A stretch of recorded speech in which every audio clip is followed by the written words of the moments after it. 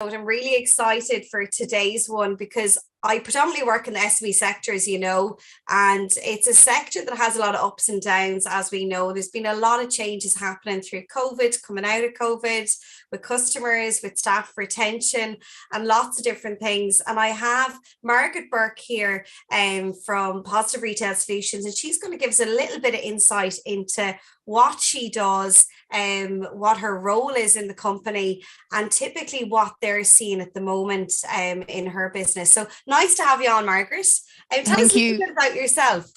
All right. First of all, Louise, thank you so much for having me on your podcast. Like you, I'm really looking forward to this. I suppose I started in retail back in 2006, and I was literally installing physical machines and software systems for small businesses at the very start. So over the years, I've progressed on, I've done some courses. Gosh, I've a lot of experience, and now I work with everything from a single store right through to 140 store implementations. So loads of experience at this stage. Amazing. And kind of from when you started off, Margaret, obviously it's a very different format now. Technology is kind of, it's fast forward, it's gone more kind of complex. What are the changes you've seen, I suppose, with the people that you're dealing with? It's actually very different depending on the retailer. So if you are looking at a bigger retailer who's growing rapidly, they tend to struggle with multiple systems that are not integrated and connected together. And this gives them a problem when they want to look at their data and their information. And really everything comes back to data and information now. So it does, you have to be able to see what's happening in the business with clarity. For the small to medium retailers, their workload has got bigger. They've moved to an omni-channel environment. They have social platforms now that they're expected to advertise on. And a lot of the small to medium businesses are actually business owners, and they're doing a huge amount of work in the business. Like, I went into retailers where you have the business owner setting up the items one by one in a system that they have, which is vastly time consuming. They're doing the purchase orders. They're jumping onto a POS system to complete a sale. A customer wants to talk to them. But now, as well as that, they're expected to manage all this online orders coming into the system, as well as the social media platforms. And one thing with the smaller business owners is I can see they struggle to relinquish control, and they're so involved in the business. And my heart does go out to them, because I'm like, you need to take a step back here, and we need to understand how we can improve this, because you'll see it impacting on family life as well, and their work-life balance. There's a lot, but I think with COVID, it's pushed retailers even harder than before. And now they really, really do need to look at the business and understand what's happening and how they can improve it. Yeah, and it's really interesting, Margaret, because I know there was a lot of great funding given out, a lot of grants given to support retailers with the online. And there was a recent article just posted, I think in the last week, where there's more funding gone in now into online for retailers. I don't know if you came across that. I did, yeah. I seen that. I seen the post only yesterday, actually. Yeah. So it's really interesting. So I suppose from your perspective, we have the funding there for the SME, for those retailers. There's more funding being added. But what we're seeing on the flip side is even with the funding, is it the case that some of the retailers are just struggling to implement that change in the business a little bit? Is it the delegation? Is it that side of things, or is it the tech side of things? Where do you see the skills gap, I suppose, there for them? Like I have customers for years and years that would ring me and have a chat about how things are going and what's happening, and if they're struggling with a different area, and we could just have a chat. But I've had a lot of these calls, particularly this year, in the last 4 months, where business owners are like, what is happening? What do we need to do here? We feel like we're falling behind. What I think, first of all, is that retailers spend so long having no support and nowhere to go for advice. It was like, you're a small business, get on with it. And there wasn't anything there. So I think there's almost this mentality still for these business owners that, oh, I just have to make this work. It's all on me. This is my business and I'm the only one that's going to make it work. And I think they don't realize that there's so much support there, Louise.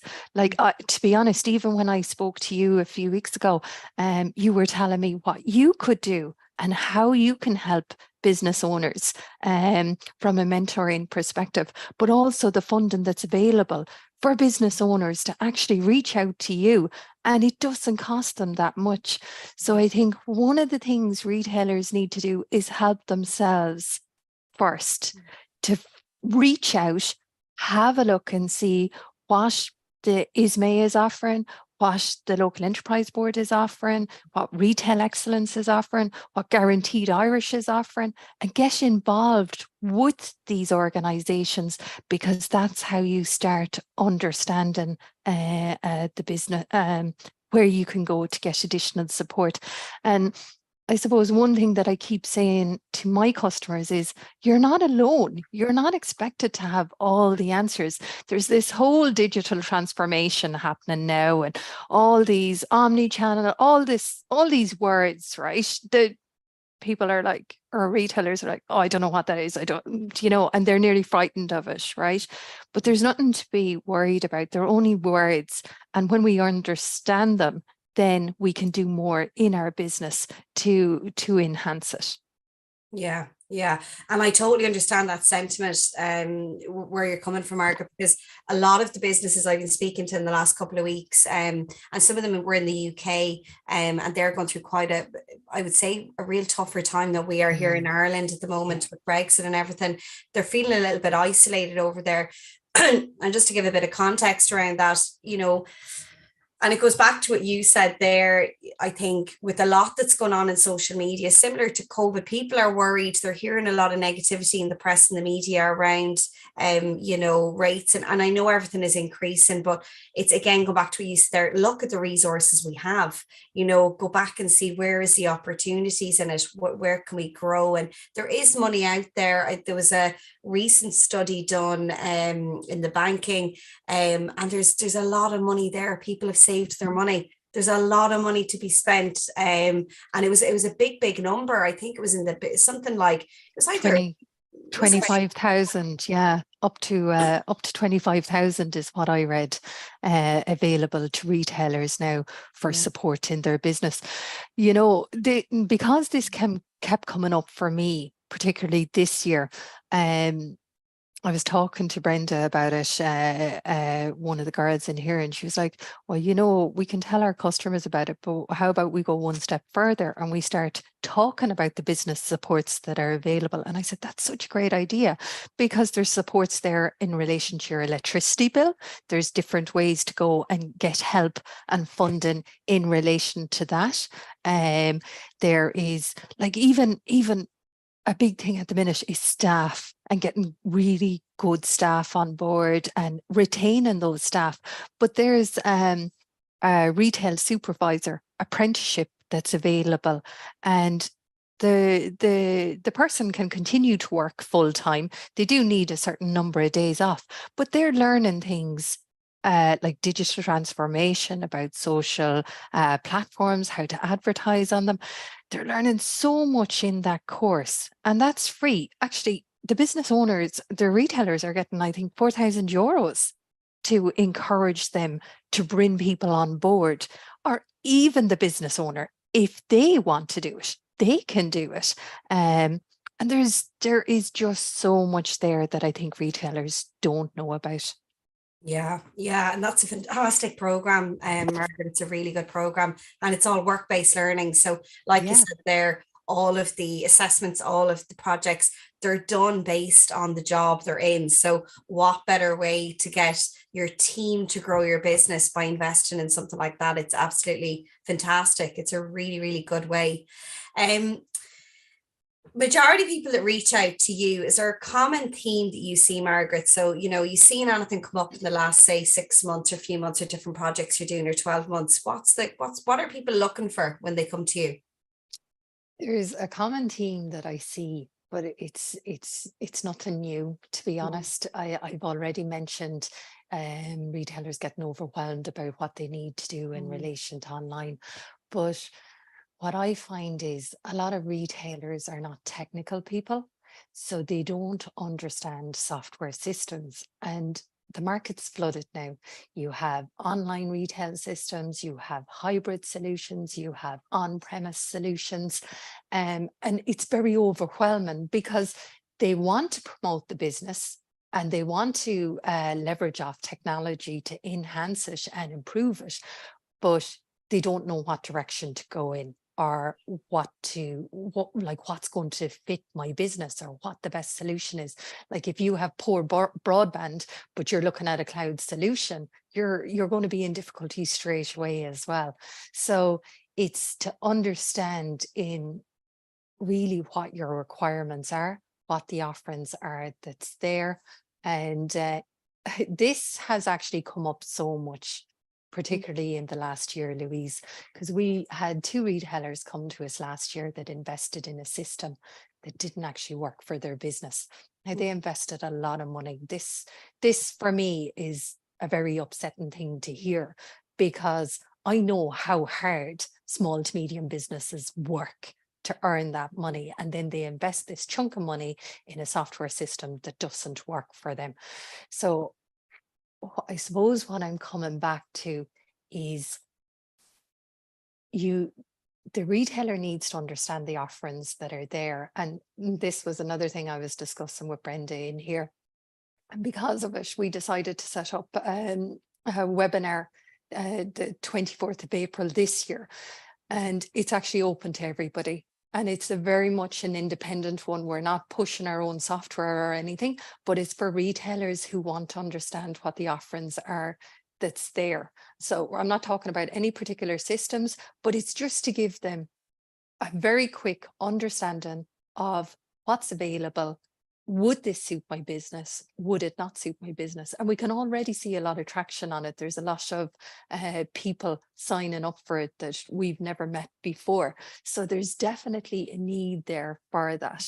And my view on life is it's not all take all the time. So if we have the experience here to help somebody, you know what, maybe a year down the line, or maybe in a couple of years' time, they'll see an opportunity where, right, they can help us.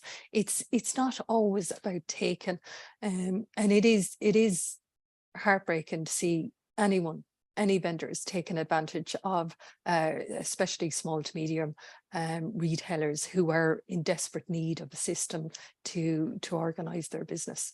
So basically, retailers are not technical is the common theme. And it's not to expect the retailer to be technical. So you talk to them in such a way that they can understand what is going to be the best option for them.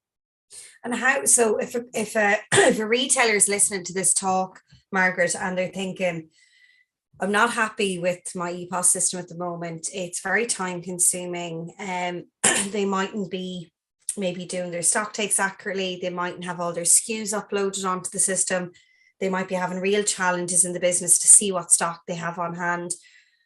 What tips would you give them? If I am that type of retailer and I'm going out, I'm looking to speak to people like you and other ones, what kind of clarity do I need before I have those conversations, or what questions do I need to be asking? Okay, so if this was me and this was my retail business, the first thing I do is have a look at the store and see what's happening in the store. So if something like ordering is taking a lot of time, I'd mark that down. Well, our purchase orders are taking a lot of time, or we're not doing purchase orders, and then deliveries are coming in and there's no way of checking what was ordered from a rep who walked in the door, and what actually comes in and what comes in on an invoice at the end of the day when that invoice arrives. you really have to understand the pain points in the business, in my opinion. Yes. And whatever system you get in should be alleviating those pain points.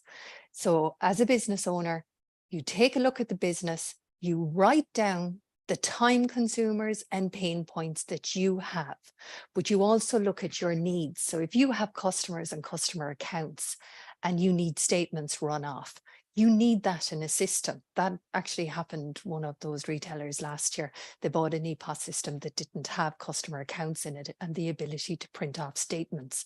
And that's why they actually couldn't function with the system, because they had a lot of B2B customers. So you or the person as a retailer needs to look at the business, figure out what your pain points are and what you need the system to be able to do. So obviously all of the EPOS systems are going to be doing sales, returns, voids. Do I need customer accounts? Do I need statements? Do I need to be able to email statements? Do I need to be able to, like actually we had a customer, Tom Whelan down in Central Sports, and during COVID, he came to me and he was like, geez, Margaret, my head is wrecked. We're spending up to 30 hours on just sorting out online orders, because that's what he was doing. And he said the big problem is when the order comes in, we have to go to our courier and print off the label, and it's very time consuming. I was like, that's no problem, Tom, right? We just sort that out. Let's put an integration in there that allows you to just, when you complete the transaction on your POS system, it'll print off your DPD label or your on-post, exactly the one that you require and your business requires.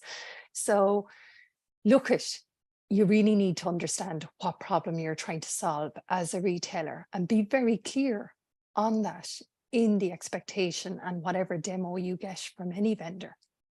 Yeah, that's really interesting, Margaret. And I'll recap on a couple of those points we come near the end, but it's really interesting. The things you highlighted there, which were time consuming tasks, writing them down on a notebook, whatever that is, before you go into that sales call with yourselves or an EPOS company. Pain points, what are the issues you're coming up against? So again, is it your goods inwards process? Is it your booking in stock? Is it your orders, your POs? Where is that issue occurring, where you really want to save time? And I think you said that to me, the whole issue around overwhelm, I think with any business owner is, I don't have enough hours in the day. Give me some time where I can be with my family, where I can have a bit of a work-life balance, where I don't feel I'm living in the business. And I think when we look at any time-saving things, and I think you touched on them there, having a system that supports you and giving you time. I think that was a great one that you gave there, the example around the having the labels printed for getting your orders going out, your deliveries. It could be a courier service or DPD or whatever, one of those businesses that deliver the goods for you, because I know a lot of stores now do click and collects, and they might do also shipping from their stores. So it's obviously part of that whole omni-channel piece that we can deliver to the customer. But again, something like integrating the labels to be printed, that saves a lot of time, Margaret. And I don't think people realize those little things. It saves you going all the way up. You could have 2 or 3 flights of stairs, getting a little book, going all the way back down the stairs, scanning it through the till prints another one. You have to put it into a book to have a copy of it on site if you get audited. There's a lot of things there that you're literally adding about 10 different things onto something as easy as what you've done there with that particular business owner, where you integrated that so it could print out for that particular person on the till, which I think is fantastic. Yeah, well, we made a decision as well. When we decide what software we're going to work with, we develop a relationship with that software vendor, and we're very, very involved with all of our vendors, whether it's LS Retail or whether it's Retail Management Hero. And we have direct talks once a month with the product director on what we see as an issue, how the product needs to be enhanced. And they're fantastic, because I did work with software before, And I was explaining this to the vendor, you need to move to handheld devices, you need to do certain things. And they just turned around and they said, that's your problem, Margaret. And you know what, if somebody had physically slapped me in the face, it wouldn't have felt as bad as that felt. And I said, never, ever again am I going to go through that. Anyone that I deal with, I will be able to pick up the phone and speak to. And I would actually pass that on as well to retailers. You need to be able, like, it's all good and well emailing all the time, but you have to be able to communicate and talk to whoever you're going to be dealing with long term. Like, yeah, emails are handy, but sometimes it's so hard. You could spend 10 emails trying to explain something when you can just have a 5-minute call and, oh, everyone's clear on what it is now. Like, I do think you need that kind of environment for it to work really well. But this is just my personal view. Obviously, people can have different opinions. Yeah, and I like that, Margaret. And I think my background, as you know already, is 15 years in retail. So I've seen when the till system doesn't work and you've a queue at the till and your car machine, and you're there and you're losing money essentially. And I think what you touched on there is that you're able to actually pick up the phone and ring, which I think is really important. And that's something unique to your business a little bit, in the sense that your whole, and for people that don't know about your business, Margaret, might be listening in, what makes your business different? What makes it stand out? Well, if you were to talk to my customers, I actually think it's the team that we have in here. Yeah. We have, I think, a very good culture. It's an environment where we encourage everybody to have an opinion. And certainly I love when my opinion is challenged. I think that's great. And that happens because I wouldn't always have the right answer or the best answer. Like, we had a software migration happening from one program to another. And I had an idea of how I would see this working. And one of the technicians, Mark, was like, well, why don't we do it this way? And I was like, yeah, why don't we do it this way? That's so right. So we encourage people to have opinions, to be freely able to challenge anyone, but not in a negative way. This is all about improving our processes as well. And that's something that we worked really, really hard on over the last few years, to be a better provider to our customers, to be more involved with them. And to be honest, I can see what's happened as well is that retailers need more support. It's not just a retail system. So years ago, you would have went out, you would have popped in a POS system and off with them.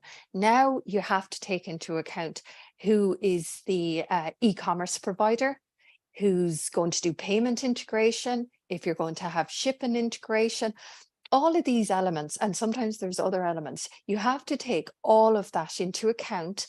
Everybody has to be able to communicate with each other because it all works on a schedule and a timeline, and you have to have the right people in the place for a seamless migration to happen, or an installation, a brand new installation as well. So our approach now is to be involved with all of the entities, to get everyone on a call, to make sure that there's complete transparency and clarity. And if the customer or a third-party entity has any questions, then bring it up. But we agreed the timeline, the schedule, the task lists, who's doing what, when it's going to happen, and how it's going to happen. So this leads to a much better experience for the retailer at the end of the day, because you can't work in a standalone environment and think this isn't part of it. Everybody has to be involved and responsible for their own area. Yeah. There is, and there's a lot of different cogs in that wheel. And I think you touched on that. There's a lot of, there's a bigger thing going on. And I think some retailers that I work with, and some of them might be big and some of them might be small. And it goes back to that thing of seeing, well, how much can I get out of my my POS system and what can it do? And it's understanding that. But I think it goes back to what you said there. It's them really looking at where is the time going in the business and how long does it take me to do this. And it's great that you have, and from talking to yourself, Margaret, and the team, your team are quite personable.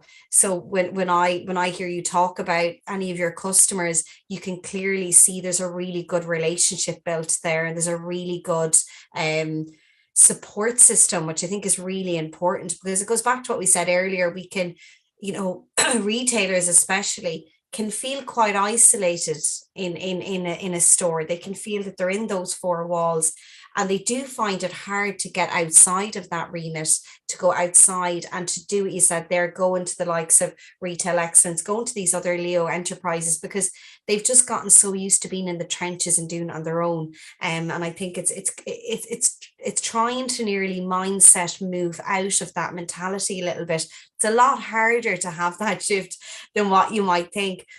I suppose my next question is, and I'm very passionate about mentoring and coaching, and it's something that I see a huge difference in what it brought into my life and a lot of other people's lives. Do you see a lot of that happening at the moment? It was something that when I was in retail, I would have loved to have seen more of it. Do you see much of that happening at the moment in the space, or do you see a shift happening there? Absolutely. Yeah, It is changing, brilliant. definitely. You can even see now that yeah, there's a lot, like, people are taking into account visual merchandising as well, that they may not be the best person and they may need a little bit of help around it. But it's like I mentioned there at the start, your employees, that can be a job in its own, just to manage staff and try and get them to where they need to be and all of that. And I think there's a lot of differences between the different generations as well, but to understand how to deal with the different generations, because when you came on board in 2000, you had a very different type of employee to what you have now. I think we actually talked about this, Louise. And I would see a lot of retailers struggling now with understanding how to deal with employees and how to retain them. And they are reaching out for help in understanding that aspect of it. That one in particular, I see, and they want to know how to be attractive to the quality people. Like, what's going to bring me in the best salespeople, or the best people to be working in the store. So yeah, I definitely see a big shift. I still feel it's coming back to retailers. The ones that know and have reached out are already excelling. You can see it in all the different platforms that they are really taken off. But then there's the other ones that are falling behind, and that gap is increasing all the time because they're not getting the guidance and advice. But what I will say is there is so much support. You should be reaching out to Louise or anyone in that area, or, like I said, any of the organizations, and finding out what supports are there for you. Yeah, I think that's really interesting. You brought up that, and just to give a little bit of insight or context to the conversation that we had, to anyone that's watching or listening to this now, Margaret, was around that there is four generations in the workplace now, and there never was before. So, in the history, there's never been four generations. What we need to be aware of, and I talk to a lot of different, I work with a lot of different businesses around onboarding, retention, and engagement with their team, because it's all around connection. If we connect to customers or connect to our team, it's embedded really in that culture piece. And I think you touched on that already. And there's this perception at the moment that the Gen Z workforce coming in is, they don't really want to do the work. They're expecting everything. And I'm hearing a lot of this, I suppose, negative kind of a mindset around it. And I think what we need to realize is, Margaret, is that the workforce that we've coming in now, we need to adapt. I think a big thing that people don't realize is we have to adapt to it. And I think sometimes I find, out of all industries I've mentored, coached, and supporting. Retailers are this one of the probably a little bit more resistant to that change piece. To be quite honest, and I can say it honestly because I've been in it 15 years myself, and I still support people in it. And it comes back to that adapting thing and going, are we adapting our business to this new workforce coming in? If we're still doing what we were doing 2, 5, 6 years ago, and we're expecting to get a different result, we're not going to get a different result. We really have to change the way we're onboarding those new people. What are we offering them? So, is there well-being? Is there, I know some retailers are, they're offering their staff yoga classes to support their well-being. And they actually do the yoga classes on site after hours in the building. They get a local girl to come in and do yoga classes.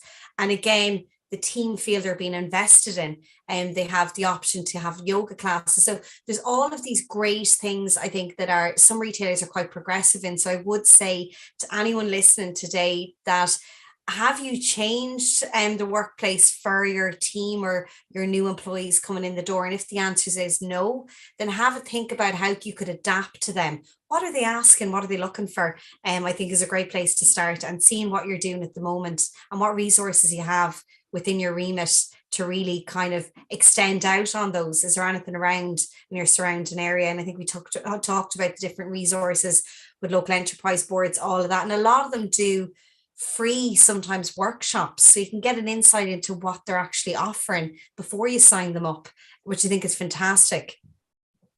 Yeah, I would agree with that. There is a big shift in the workforce and what's happening. And you're right. I'm a millennial, so I am, and I probably, I'm a bit older, so over the hill anyways. But I can see, yeah, there's I think it's only a case really though of retailers reaching out and finding out, how do I attract the best people into my business, and how do I move the business forward? It's only by asking those questions and acting on it, finding out, can I go to a mentor? And if I go to a mentor, like, it's so many retailers don't understand the supports that are there. But if people listening to this can take one thing away from it, it's look at what's available to you. Reach out to Louise, have a look at this webinar that we're putting on the 24th of April. Get your information, and then you'll find what works for you. And that's going to help grow the business. And that's what you really want to do. You do not want to stay stagnant. You need to be doing things like that. Yeah. So you're obviously in that, I suppose, that tech space, Margaret, something that I do not pretend to know anything about, because no, it's not me. I can do certain things, but the software stuff, it's a real skill in itself, Margaret. I suppose, where do you see the future of retailing going? Because I know I have lots of different conversations with different people, and we have this experiential retailing, and I've worked with different ones that it is creating a destination for the customer to come in and be really this whole idea of retailtainment. So we're entertaining the customer nearly like they're going to the opera when they come into the store. And there's all these great things that are happening. But from your perspective, I suppose you're coming in from a different side of things. You're, the operational aspect of the business. Where do you see the future going, or what's your thoughts on that? Well, look at omni-channel, which maybe there's some people don't fully understand what that is. That's where you have a bricks and mortar store and you have a web store as well. So look at omni-channel is here to stay. It's not going anywhere. You have to have that web presence, the hybrid approach that creates a seamless experience for customers, because with the store, people love coming in and they love trying on things. That's not going to change. But what you need to look at is the customer experience, because that's what keeps them coming back. If they have a great experience with you, and say they go online, they see something that you have in the store, they come in to have a look at it, try it on and then they might go away and think about it at 10 o'clock that night. Oh, I'm going to get it. That's it. It's that it doesn't matter where you are, what you're doing, what time it is. I can get what I want. And that very much is the new generation and what's happening. So look, at COVID caused huge innovation and evolution in retailers. It changed so fast. Many retailers did rise to the challenge, but the concern would be around the ones that haven't. You can see we're moving from a things economy to an experience economy. People want a good experience. If you go out for dinner now, you want it to be a wonderful experience. But if you go into a store, you want it to be a wonderful experience as well. So when I say business owners need to take a step back and look at the business, they should be all the time thinking about the customer. If I'm the customer walking in the door, what kind of experience is this for me? The bricks and mortars obviously have an advantage. They're not going anywhere. But it is that experience in the store that deciphers between a one-off or a loyal repeat customers. Another important thing that definitely is here is sustainability. And that's becoming a huge thing. You can see businesses like IKEA, they've said all plastic packaging is going to be gone by 2025. Consumers are a lot more aware of sustainability now as well. So you need to be figuring out, well, how can I bring this into the business? Because it is a customer pull as well. So to cap it off, I think really omni-channel customer experience. And I'm going to point out one thing as well, right? Especially for the small to medium retailers. A lot of the time what they go on is their gut and what they like. And they buy in goods that they like in the store, right? But you can't do that. You need to be looking at your data and your information. It's about what the customer wants. It's funny, we have some wine stores, and I was talking to one of the guys, and he was saying, yeah, it's very funny. So it is, because sometimes you'll have couples coming in who are getting married, and they come in and they taste the wines and they pick what they like. And he said, you know, straight away, oh, this is not going to be a crowd pleaser at the wedding. So he said, you have to kind of subtly tell them, you know, there's certain wines here that are going to be crowd pleasers and everyone's going to enjoy at the wedding. It's not about your personal preference. So look, I think that's something that retailers maybe don't hear, and can be hard to hear. But look, there's no point in just fluffing it up and making it sound good. Like, I think transparency, truth, honesty, seeing what's happening is more important to relay that information. Yeah, I think it is. And I think it goes back to listening to what your customers want, not what you think they want, which I think is important. I think sometimes because the owner, it could be a smaller retailer, they're working in the business, they can be very tied to that business, and very much, you know, embedded in everything that's brought in, that it is a personal taste thing. But the market is changing, and we need to see what those people coming in the door, are they looking for a product that I don't range? Okay, maybe I shouldn't look at range in that. What does my bestseller say? What's my space management saying? So much money am I lifting from these different ones? And really interesting on the Windows one, Margaret, because I done a webinar there. I done a webinar with ISME, and with a lot of health stores around Ireland. And one thing that came up and I was quite surprised about was that a lot of the retailers on the call don't measure their turnover of their window.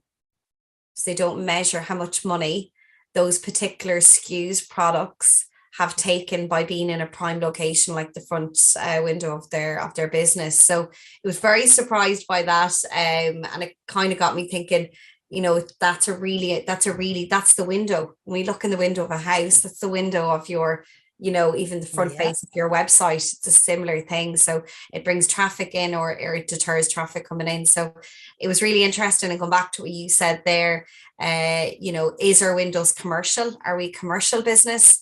Or is our business based around our likes and what we think looks nice? or what does that look like? And really interesting point you made there. I was smiling as you were saying it. Because I could totally relate. And I've had those conversations where I've asked people to look at their sales and see, where it's coming from and where the potentials are. And I think your business really helps in getting those reports. And there's one report that I was really, really really blown away with, was the report where it supports a retailer in their purchase orders. So it nearly gives you a prompt in what you need to order next, which I think, wow, what a time saver for people that do replenishment orders or they've certain stock in, that the system nearly does that, which I think is fantastic, Margaret. Yeah, it is. And,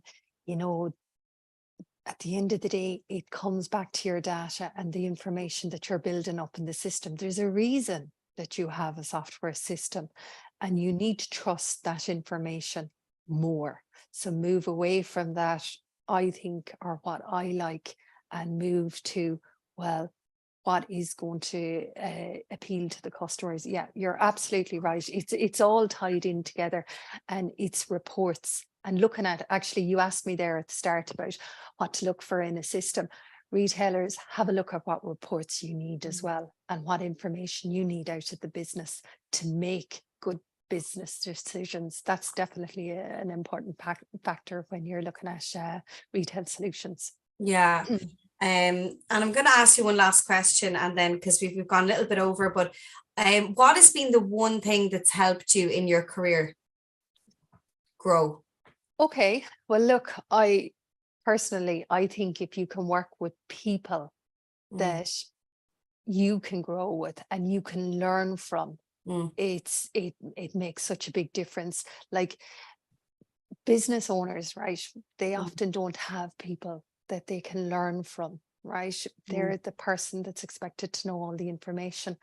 What I found is, a couple of times in my life, people have come into my life that I work with. I work with the guy in Pro Strategy on his retail team, Ira Rogers, and I have learned so much from him. So much on so many different elements. And he's probably been a big influencer in the growth of my career as well. Amazing. Yeah. Amazing. Yeah, so getting those mentors in place.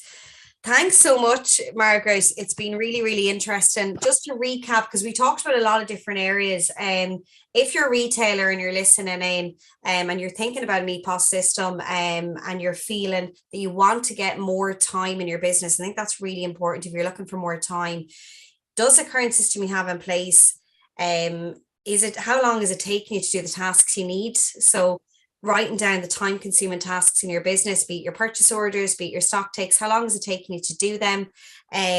What is the issues you're having? What is it you're coming up against, the pain points in your business? What reports do you want to have? What are you measuring at the moment? What would you like to see more of? Ask yourself those questions, write them down in a notebook. And before you reach out to those people, reach out to Margaret and the team and have those questions in your head answered, so that you can really get that information you need to help you then figure out what system works best for you. And they've a great webinar. The webinar is on the 24th of April. What time and where can they get the link? It is on the 24th at 1 o'clock. The 26th, sorry, it's the 26th at 1 o'clock. It's You're on the 26th at 1 o'clock. Brilliant. And it's available on LinkedIn, or if you want to email into us, you can email info@pss.ie and you'll get the link and the information for it. Amazing. So check out on LinkedIn or email, and it's also on your social media handles. So put that in the diary and you'll get something out of the webinar, if anything, an insight into an EPOS system. Also, maybe a couple of those questions that you have answered. So definitely want to reach out. Mark and the team are really personable, and reach out and have a chat with them. Thanks so much for coming on, Margaret. I really appreciate your time today. No, not at all. It's such a pleasure, Louise. It's always insightful talking to you and interacting with you. I would highly recommend you as somebody that retailers can reach out to. It's not forceful. It's very much about having a look at your business. You work very similar to how we work. And I think that's why we relate to each other so well. So look at, I think at the end of the day, we complement each other. And look, I hope this has helped your listeners. Okay, thank you so much. Thanks a million. We'll All talk right, to you soon. cheers. Thanks. Take care. Bye bye.